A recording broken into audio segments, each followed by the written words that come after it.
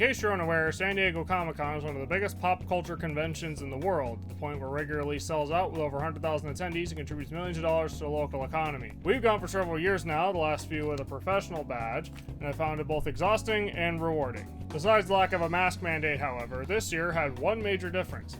At the same time as the convention, both the WGA and SAG-AFTRA went on strike over better pay and working conditions, as well as concerns over companies potentially taking shortcuts and replacing them with AI. If union writers, actors, and voice actors still showed up, they couldn't promote anything specific and could only talk about writing and acting in general. This meant there were fewer Hollywood celebrities, several panels and signings canceled, the big Hollywood panels that didn't cancel largely switched to screenings, and all of the traffic that would have gone to Camping Out to see a trailer slightly before the rest of the world instead went to the exhibit hall and the other 90% of the convention. Unlike last year, however, our experience at Sdcc was largely uneventful. There was nothing like that Aussie signing that dictated our convention time, made it easier to write a script around, as we actually accomplished most of what we wanted to with little hassle. Plus, we got to park at the convention center this time, which opened up a lot of options and saved a good amount of money on bag checks. Well, I could easily end the video there without elaborating any further on what we did. That would be disingenuous, as we still did hit a few interesting bumps in the road.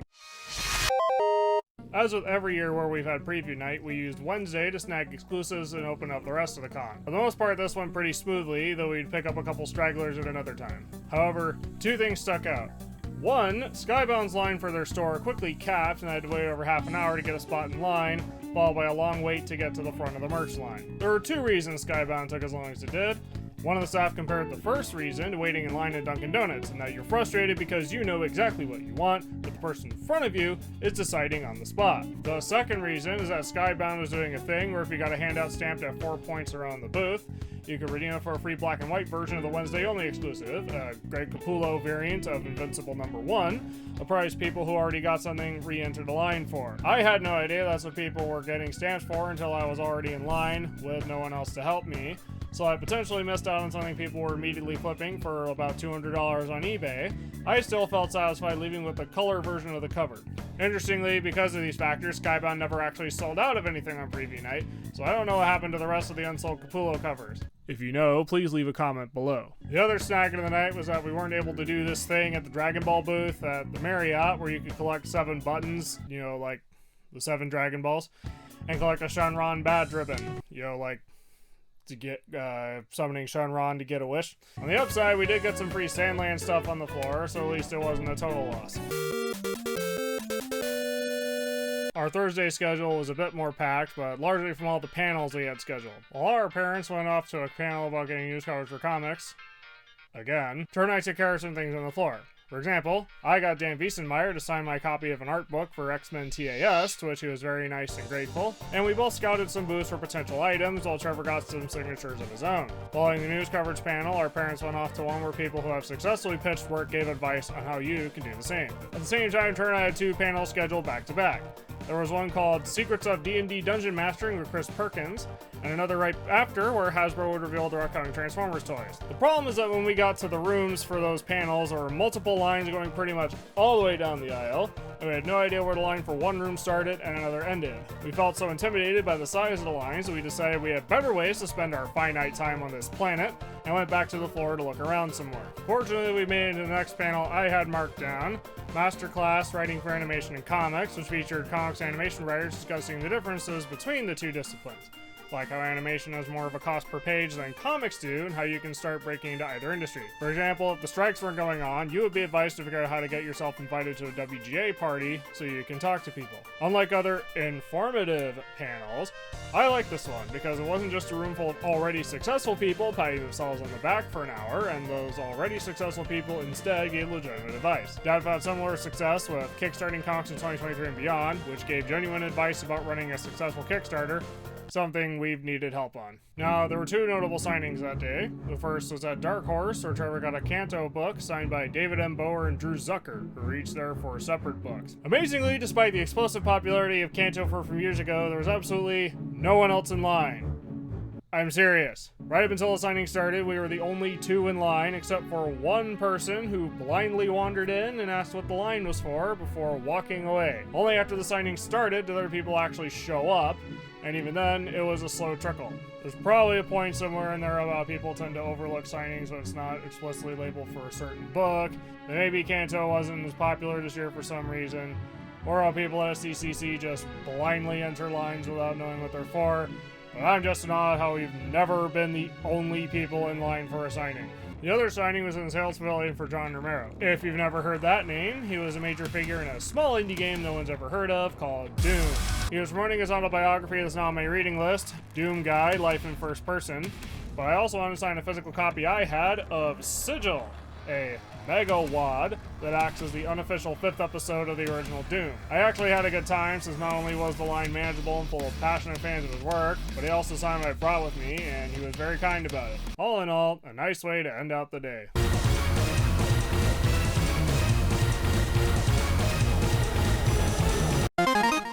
Friday was surprisingly eventful. Again, not to the level of the whole Aussie thing, but enough to stick out in our minds. It started with a morning visit to the UCC booth, which Mom actually won Comic-Con's online lottery for. Although we got the Chainsaw Man pin that we wanted, the line still took a while for her to get through, and there was a man who would be repeatedly told that he missed the lottery from 2 weeks prior to even be in the line. At some point during this time, Trevor got in line at Dark Horse for another signing, this time for Stan Sakai, who had recently formed his Dogu imprint under them to both continue Usagi Yojimbo and publish other Asian and Asian-inspired works. Though there was actually a line this time, it still went pretty smoothly. I can't exactly say the same thing for lunch. Well, Dad and Trevor went off to panels of their own outside of the convention center, podcasting 101 in the library. That's Babylon 5, and I've failed twice, and I'll probably try again soon. And tabletop game design from Idea to Reality at the Omni, respectively. Mom and I stood in line for the Sonic Speed Cafe.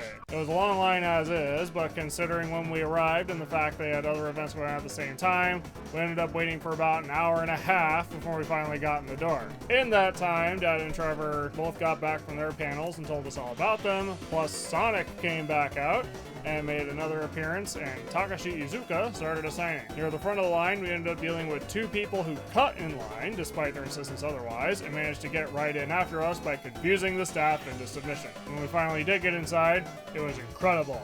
Although it was a small space, absolutely committed to the theme with the decorations and music. We didn't buy any of the overpriced merch, but we still scored some food. I got the knuckle sandwich and blue blur slush, which I thought was a great combo, and we all kept the unique packaging as a souvenir. I thought it was worth the wait, although we'd have to really plan ahead next time if we wanted to do another offsite like that. And the long line this time dissuaded us from also trying the Cluck and Bell pop-up that was a bit further away. After that, we had a stroke of good fortune. Trevor and I just managed to make another panel we wanted to go to, Graphics Origins, The Rise of Children's Graphic Novels. We got to see Raina Telgemeier, Jeff Smith, Gail Galligan, and Kazu Kibuishi discuss their time doing graphic novels, as well as have fun drawing their characters and original 3-panel comics based on audience suggestions. Watching them draw, you get a good sense of their different approaches to both drawing and storytelling, which always makes the creative process more fascinating. Meanwhile, Dad made it to a panel at the Omni where they talked about comic book publishing, although panelist Kamal Hennessy was the only one to show up and only found out that he was in the panel when he looked up his name, much like how Tetsuya Nomura found out he was directing Final Fantasy VII Remake when Square Enix showed off the first trailer. Once the graphics panel ended, we got in line for a successful signing with Jean Luen Yang. Nothing to say here apart from how nice he was. This leads me to one of the weirdest endings for a day we've ever had at Comic-Con. If you don't know, there's a comedy troupe native to San Diego called Mega 64 that regularly uploads comedy skits, usually related to video games, and have done more involved projects like the In 5 Minutes series, where they swede things like Dragon Ball Z, Metal Gear Solid, and Neon Genesis Evangelion. This year, they're celebrating their 20th anniversary, and it's amazing that they not only managed to create a mini empire from nothing in that time, but that they still don't have 1 million subs. Seriously, why don't they have more subs? Trevor and I have been fans of theirs for years, only working up the courage to talk to them last year.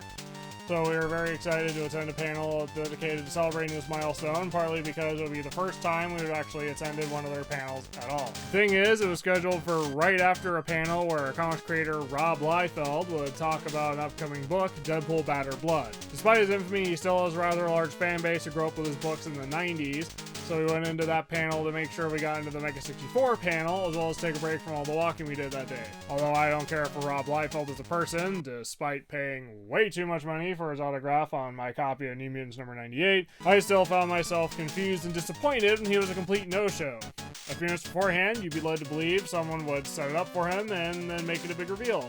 Then the panel start time came and went. Then another few minutes.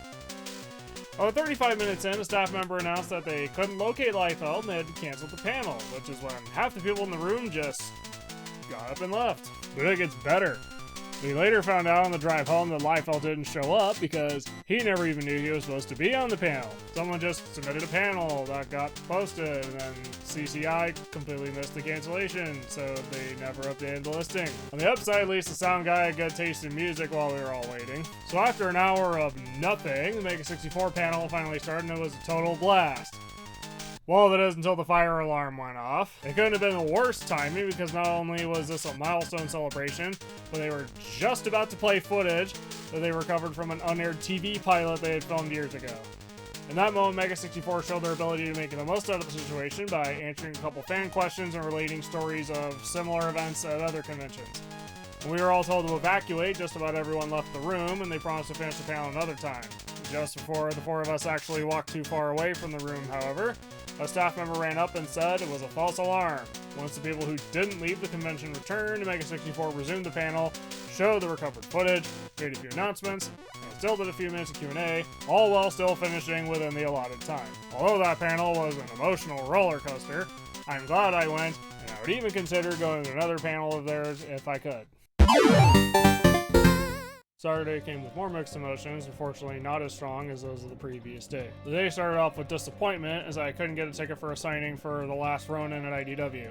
I guess if I want Tom Waltz to sign my copy of Silent Hill Downpour and Anne's Story, I'll have to wait for a signing that doesn't involve Kevin Eastman. After walking around for a little bit, Trevor and I went to a panel about Stan Sakai's future plans for both Usagi Yojimbo and his new Dogu imprint, which I found interesting even as someone who hasn't read an issue of his work. At the same time, our parents went to a panel about 3D comics to show support for John Barber's newest venture, Pan Universal Galactic Worldwide, Inc. I'm told it was an interesting panel. They're doing cool things with 3D comics, but I'll have to take their word for it because I wasn't there. Once the Usagi panel ended, I made the mistake of not immediately getting into the room for the next panel on my list, which celebrated the 31st anniversary of X-Men TAS. Admittedly, I wasn't interested in necessarily celebrating the show itself, since Evolution is my favorite X-Men show, but rather hearing the stories that the panelists had to share about its production, particularly Brooks Wachtel, an Emmy Award-winning writer who taught an incredible class about animation writing at UCLA. As such, when I finally got into line, I waited for about 25 minutes before a staff member broke most people's dreams and informed us that the room was capped. Keep in mind, the popularity of the show is still so great that the line snaked multiple times and practically filled the width of the aisle, so I wouldn't have had a fighting chance anyway. Some good news though is that while I didn't get to see the X-Men panel, I did make it to a signing for Raina Telgemeier, whose work I've recently become a big fan of. I not only got my copy of Smile signed, but I also found her to be a very nice person, as she also sounded supportive of me pursuing middle grade fiction. Don't ask me about anything yet. For the last two panels of the day, we split up. Mom and Dad went to History of Cartoon Voices, which they found informative, while Trevor and I went to Wellness for Geeks Who Sit, something we thought sounded helpful. Robin from Geek Girl Strong led everyone through a routine that demonstrated you really can get in a full body workout while sitting down, that you don't need to make a special trip to the gym. After walking around nearly non-stop for 4 days, I found this very helpful and something I could potentially use when I'm sitting at a desk for a long time. At the end of the day, Trevor went to an Energon Universe signing at Skybound while we made some last-minute purchases so he could get the Transformers #1 Ash Can signed by Daniel Warren Johnson. Now, I know it's going for on eBay at the time of this video, but that's not why we bought it. While there wasn't necessarily a repeat of what I went through on preview night, some frustration still came from how the staff gave Trevor and a few others the runaround on where to line up after they already capped the line at 10 people. Although they did eventually form a secondary line at the wall, there were still maybe only 10 other people there, yet the frustration lingered. As it turned out, the creators who participated in the signing showed up late, and the lines finally moved just as an announcement went out over the PA system that the exhibit hall would close in only 30 minutes. The line did go pretty quickly, but from my understanding, even the booth staff found the late arrival annoying. Personally, we've been going to Sdcc long enough that we feel if someone shows up significantly late to their own signing, they either had a very good reason or they don't seem to respect their fans' time. In this case, I hope they had a good reason to show up nearly half an hour late. Despite this, we still ended our time on a high note by indulging in our materialism while we still could. As of last year, Sunday was the easiest day as we only did 3 things. The first is actually going to a specific anime screening as opposed to a random one in the morning for Sherlock Hound. If you've never heard of that series, imagine Sherlock Holmes, but with dogs, a few other changes, and Hayao Miyazaki. We didn't see one of the Miyazaki episodes. We saw episode 9, Treasure Under the Sea, but we liked it enough that we're interested in watching the rest of the series. Now, I'll warn you that while you can watch the English dub on Freevee, Amazon's free streaming service, the episodes are listed in the correct broadcast order, but the titles are the incorrect order from TMS's official YouTube upload. I know, that threw us off too. We then went to the Cartoon Voices panel, which we've attended every year we could, and always found fun and interesting. This time, the SAG-AFTRA strike prevented a couple of the voice actors from mentioning certain projects, but that didn't stop everyone from still showing off their incredible range and talent, especially Maurice LaMarche, who can do impressions like no other. Finally, I got through a My Little Pony signing at IDW filled with very nice people, and we did some last-minute cleanup on our way out. While not as eventful as last year, it was clear to us that the dual strikes didn't hit Sdcc as hard as everyone kept saying they would, as there's still way too much to do and way too little time to do it all, even without Hollywood's involvement. In a way, it felt more like a convention about comic books this time, which felt like a nice change of pace. I'm sure it'll all be business as usual next year, but for now, I actually like the idea of giving smaller creators and panels a chance. They could use the boost, and you may just find a hidden gem. If you like this video, leave a like and consider subscribing. It's free and helps the channel out. If you have any thoughts about Sdcc 2023 or anything else mentioned in this video, we'd love to hear it down in the comments.